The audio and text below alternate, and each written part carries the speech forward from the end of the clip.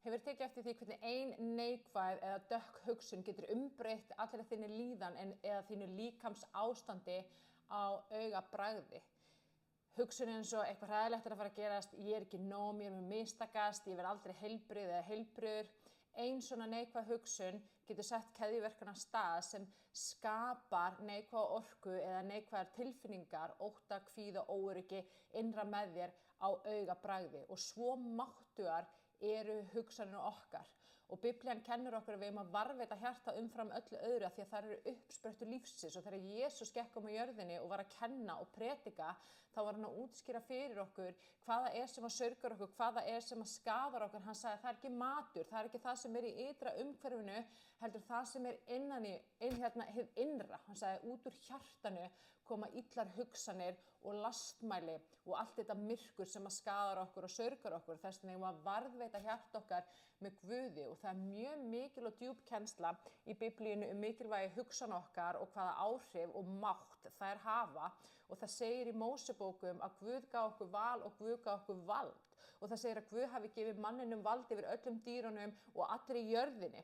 og síðan er kennsla og leiðbeining í Biblíunni það hvernig við iðkum og beitum þessu vali og þessu valdi fyrst og fremst með því sem við trúum, hugsum og tölum út og þess vegna eru varnaðarorð Biblíunnar aftur og aftur og aftur gættu tunguðinnar, líf og dauði er að tungunar valdi, sá sem henni beitir mun og þiggja ávöxt hennar, blessun og bölvun kemur af sama munni, hvernig má þetta vera og það er allt og oft, kæru bræður og systur, sem við erum að tala út myrkur, tala út veikindi, tala út bölvun yfir okkur sjálf, yfir líkamann okkar, yfir heilsun okkar, yfir líf okkar og jafnvel annað fólk í stað þess að tala út blessun, tala út ljós, tala út heilbrigði yfir okkur sjálf, líkamann okkar, heilsun okkar og annað fólk og það segir í Filippíbréfinu í 4. kafla 7. til 8. versi verið ekki hugsjúk neitt. Það talaði hugsýki í Biblíunni þegar hugur okkar verður sjúkur og veikur af því hann fyllist af myrkri og neikvæðum hugsunum. Hérna segir verið ekki hugsjúk neitt, heldur gjörið í öllum hlutum óskir yðar kunnar Guði með bæn og beiðni og þakkagjörð og friður Guðs sem æðri öllum skilningi mun varðveita hjörtu yðar og hugsanir yðar í Kristi Jesú. Svo segir hérna að endingu bræður og systur allt sem satt, allt sem göfugt, allt sem rétt og hreint, allt sem elskuvert og gott afspurnar, hvað sem dygð og hvað sem lofsvert, hugfestið það. Og það er þetta að Biblían er að segja okkur, við eigum að fylla hugan okkar af ljósinu, af Jesú, af því sem gott, af því sem fallegt, af því sem hreint og rétt og göfugt, af því sem satt. Það er það sem við eigum að festa hugan okkar á og fylla hugan okkar af því að það sem við hugsum aftur og aftur og aftur, það er það sem þannig verðum við og þangað förum við, þangað sem hugunum fer, þangað fer maðurinn. Ef þú situr heima hjá þér í sófanum og þú hugsar aftur og aftur og aftur ís og bragðaref og fara út í ísbúð og fá þér ís og hvernig bragðið af ísnum þá muntu á endanum fara út í ísbúð og kaupa þér bragðaref og borða hann. Þannig að við þurfum að hafa það í huga. Fyrst kemur hugsun og hún kemur út úr hjartanu og það er einhver trú sem að skapa þessa hugsun og það er okkar hlutverk að vinna með Guði í að endurnýja hugarfarið okkar og hreinsa til í hausnum á okkur. Það segir í orðskviðum as a man thinketh in his heart, so is he. Það sem við hugsum, það verðum við og útskýringin er einfaldlega sú að við lifum í ósýnilegri veröld, þar sem allt er orka, Biblían segir þetta, vísindin eru búin að staðfesta þetta, löngu eftir að Biblían sagði þetta og hver hugsun er orka.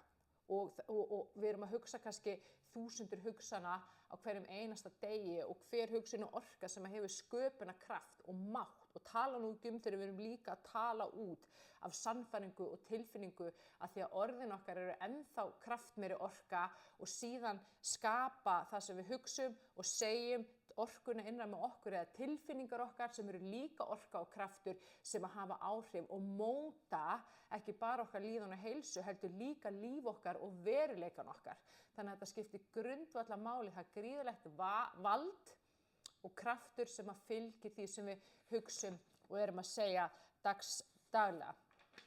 Þannig að ef við viljum að friður Guðs varðveiti hugsanir okkar og hugafara okkar sé fullt af friði Guðs, þá þurfum við að leita hans. Guð virðir okkar friðhelgi og hann ryðst ekki inn á neitt.